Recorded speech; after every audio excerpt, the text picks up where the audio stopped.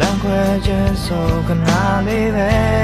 တီးရနဲ့မသိလို့ဝေးသွားကြအခုချိန်မှာအမြဲတမ်းပြောင်းလဲတတ်တယ်လူဆိုတာကိုငါသိမှာကဲနာကျင်နေလေ